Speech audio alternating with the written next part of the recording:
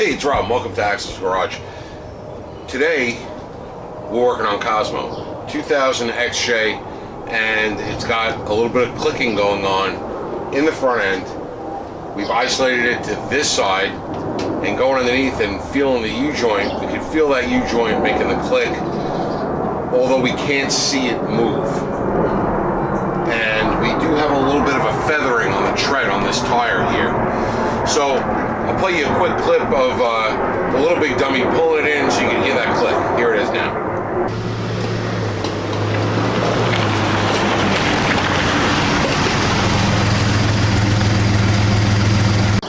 So that's the click we've been hearing. It's only when she makes a turn, it starts clicking.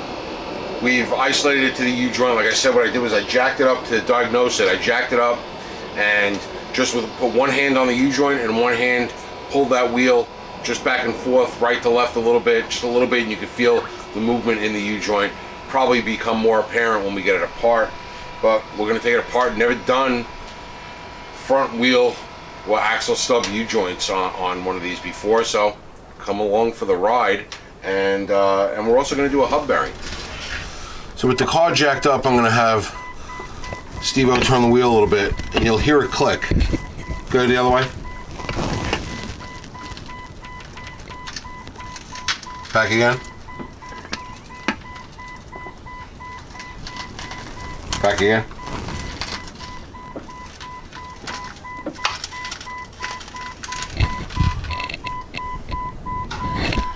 Come back to me.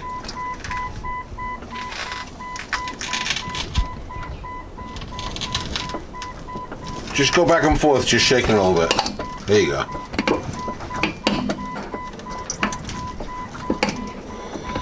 So you can see when you get that big, there it goes. You see it right here, the axle shaft going up and down a little bit. Back and forth quick again, Siva. There you go, you can see the movement there.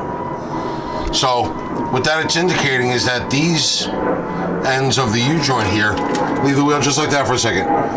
The cross piece going across here is actually moving up and down in these caps, so you'll see how bad these are once we get them out.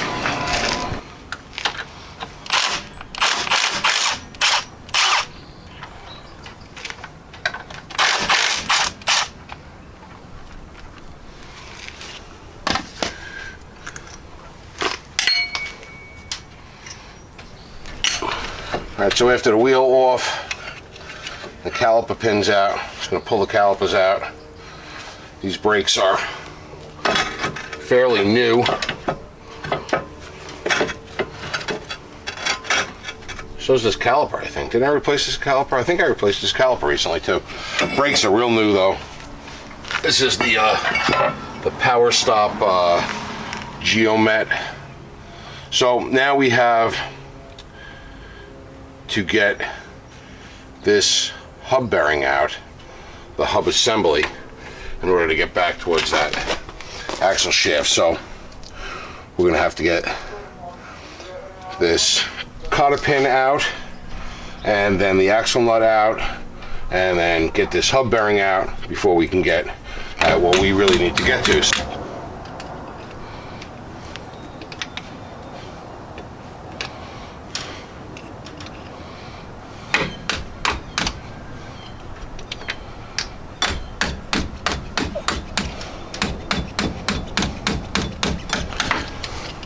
I will probably put a new cotter pin in. I just wanted to take that out without destroying it, just in case I don't have one the appropriate size. Once you have that locking sleeve pin kind of thing, you can figure out what size socket you need for the axle nut. 36 millimeters it is. Now, if you don't have an impact, it's probably a good idea to do this. Take this nut off while you still have the brakes on, so that you can have somebody sit in the car and put their foot on the brake to stop it all from spinning. We're hoping that we can get it out with this impact. If not, we'll move up to the bigger guy.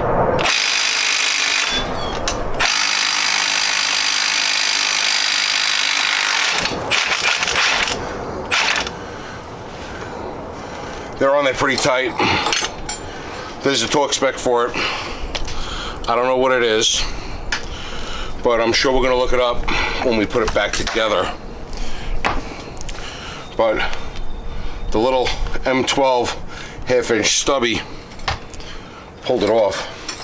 And there is a washer in there also. If you have a little magnet tool handy, you can use the magnet tool to get the washer out. Otherwise, you can just take a little screwdriver and sort of pull it out like that. All right, so now we got the axle stub disconnected from the hub. I could feel that it's moving in there, so it's not locked into this to the hub. Sometimes these things will lock into the hub on the on like the GMs, like the Suburbans and the Yukons and stuff like that, and you got to give this a good whack when you do. You put the nut on it to protect the threads so that you don't damage those threads. But this isn't the case on these. I don't know if these ever get stuck. Like I said, this is the first time that I'm actually doing a hub bearing and or a front axle stub U-joint on these things. You can see it's pretty crusty and rusty. It's New York. This is what we can expect to find all over the place. So now we got to get this hub bearing out. There's 3 bolts, 1, 2, and the third one over here in like a triangle. They're crusty, they're rusty, and we're going to get some stuff to spray them down, and then we're going to turn the wheel so that we can get a better angle at those to get them out.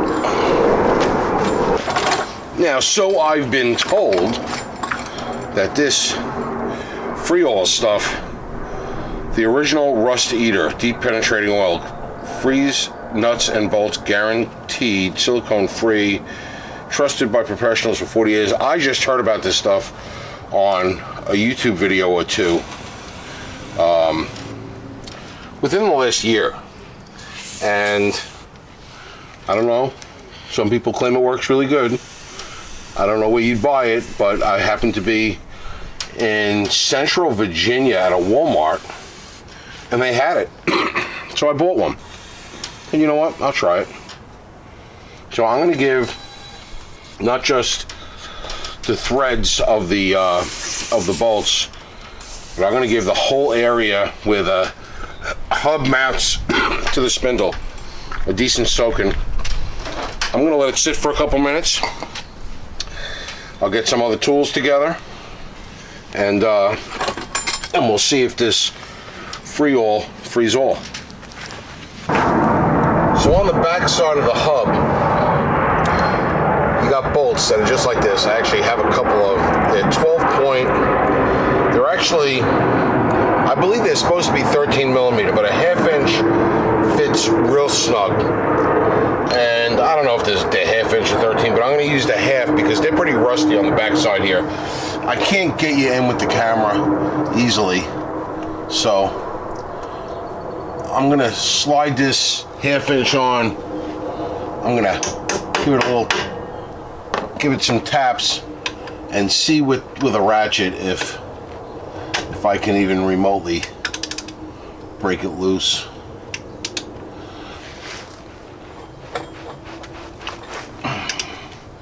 It's not budging.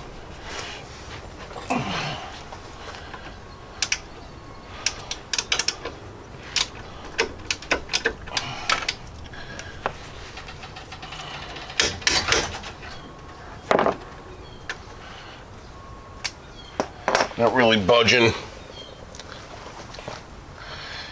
See what an impact does.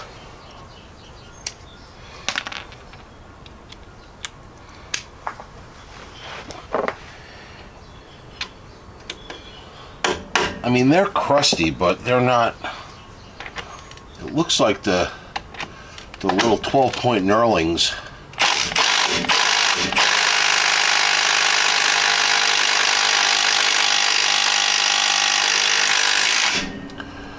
All right, it's coming.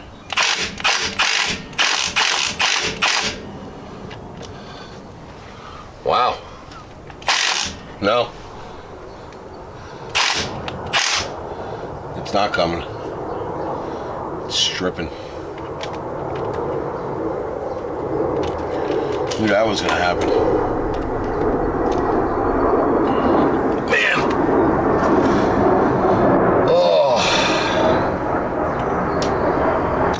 not budging.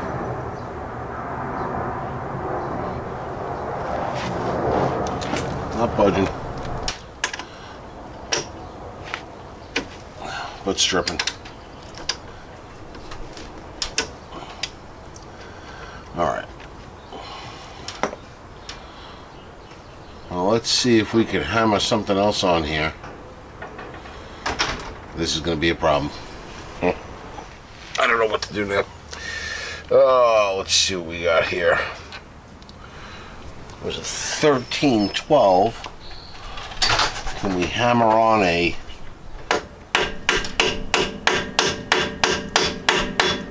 6.12 millimeter? Well, that's not hammering on either.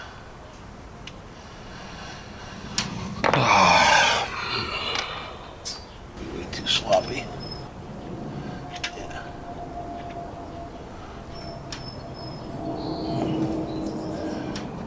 There was just nothing left of these splines.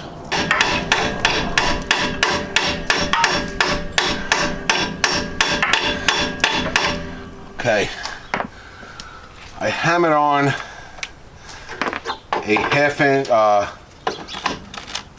13 millimeter 6-point socket, and I think we should get some heat and see if we can heat that up, because this is going to be a problem. So this could be the last chance I'm going to have with this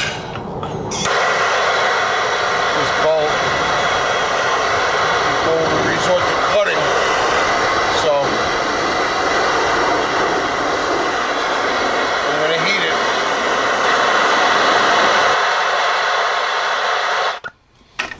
All right, that's about as hot as I can get it.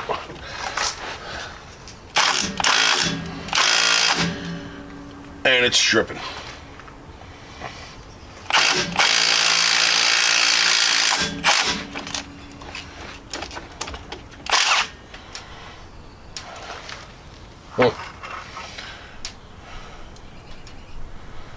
Alright. So all I did was waste a bunch of map gas because not a budging.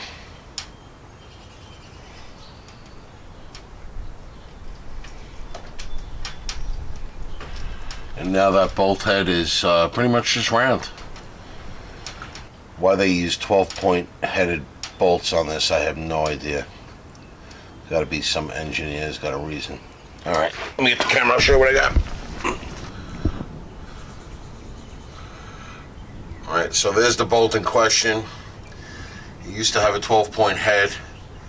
That's stripped off. We hammered a 6-point socket onto it. That's stripped off. You can see the one up here, right here. Just make sure I got my finger on it. There it is. You can see that one right there, how rusty it is. There's just not a lot of thread left with all the corrosion. You can see how kind of shape this thing is in. All right. Come up with a plan B.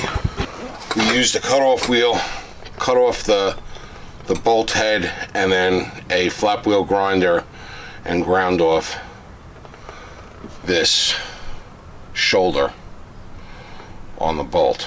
And we're hoping that the rest of it will pull through with the hub, because this only screws into the hub bearing itself. I'm a little worried about this shoulder here. Hopefully the hole going through is as wide as this shoulder and not how the shank is a little less, but I'm not gonna know till we try. So now this top one, I got the socket on it, I got a 1/2-inch breaker bar ready to go, and we're gonna heat the crap out of it, and hopefully this one will come loose.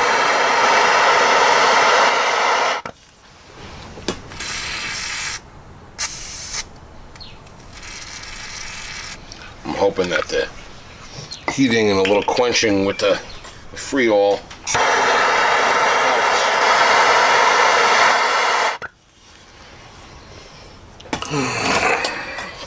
not feeling confident.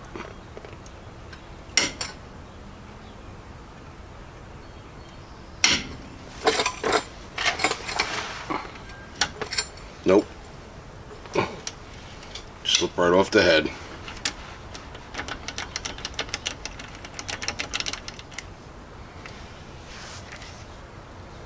Broke the socket.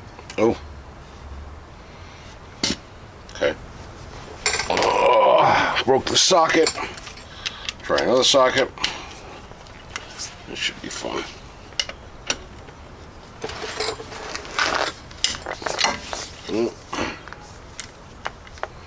Didn't break the socket, but that's the... Alright, let's see if I can find another... What is that? 1/2 inch 12-point socket. We broke 3 1/2 inch 12-point sockets trying to get that upper bolt loose. No matter how much heat, no matter how much of that freeze-all shit we put on it, couldn't get it off. This is New York rust. This is rust. For anyone that lives in one of the rusty states where they brine the roads and salt everything, this is what happens. So, reminds me of that meme. You know, every 20-minute job is one broken bolt away from a 2-hour ordeal. Well, this was a 2-hour job that is 3 broken bolts away from a 2-week ordeal, because now we have to figure out what to do. So the only way we're going to get this hub out with all these bolts that are just the bolt heads are stripped is to take the whole knuckle off. And to take the whole knuckle off, I'm going to take those old crusty ball joints that actually work out. Well, not out, but we have to disconnect the ball joints, which means we might as well put ball joints in it.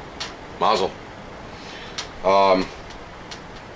And if that's the case, you saw how rusty the backing plates were. We might as well get backing plates. So we're going to order ball joints. We're going to order backing plates. But we have a problem now. We have the XJ here up on jack stands in the driveway where it can't stay, because I need to put the hot dog wagon back in here because I can't leave it in the street overnight. I'll get a ticket. And this is going to take some time because I don't have every day to work on it. So my only thought was to let's get it back together. Put the rotor back on, the caliper back on. We don't need to put the other stuff back in. Phone's ringing. Alright, that was my son. He's home, so he can help me with our next stage. So we'll get it all buttoned back up. You know, the bolts that aren't moving. We'll get the rotor, the brakes back on it, put the wheel on it, and we're gonna have to move it to this side of the driveway under the tent, which isn't a problem. It is a mess. So we gotta get all this moved. A couple of transmissions, a transfer case. It's like my little storage work area under the tent. So we're gonna have to move everything so we can get that vehicle on this side of the driveway, so that we can order parts. And in the meantime, I can start taking it apart while waiting for parts to come in. And we'll continue on with that in another video. So let's see if we can get this over there, and I'll give you an update of where we're at.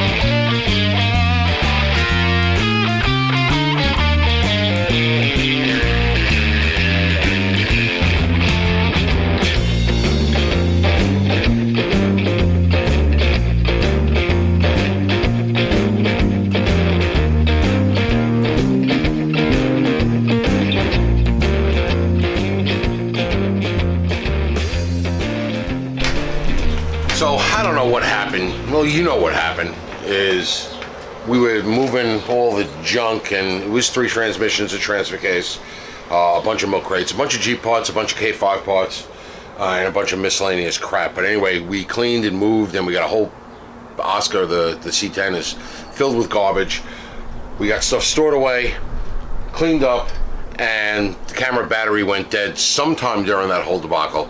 We got Cosmo over and under the tent so that we can start tearing Cosmo apart, and I meant to get back to the camera, but then Mark called and said he had kitchen cabinets from my workshop in the basement that they had ripped out of a kitchen, so we had to go do that. And then it got dark, and then the next thing I knew, I was asleep on the couch, and it was like 2 o'clock in the morning. Anyway, the next day, it's under, it's ready to get jacked up and get this front end torn apart. I gotta get a bunch of parts ordered, so I'm gonna get them ordered first, and then we're gonna continue on. This is gonna be a series now because they're getting way too long. We lost the battle yesterday, but we're gonna win the war, and we're gonna get this up. We're gonna get it apart. We're gonna get those knuckles off, and we're gonna do the entire front end because it's rusty and it's a Jeep and it's New York, and this is what happens when you live in a state where crap rusts, and this car has been here its entire life, and shit is rusty, and we're gonna fix it, and we're gonna get it going. On the next video, we're gonna start ripping this front end apart, and we'll take you along for the ride. Thanks for watching. Comment below if you've had this problem, and thanks for watching.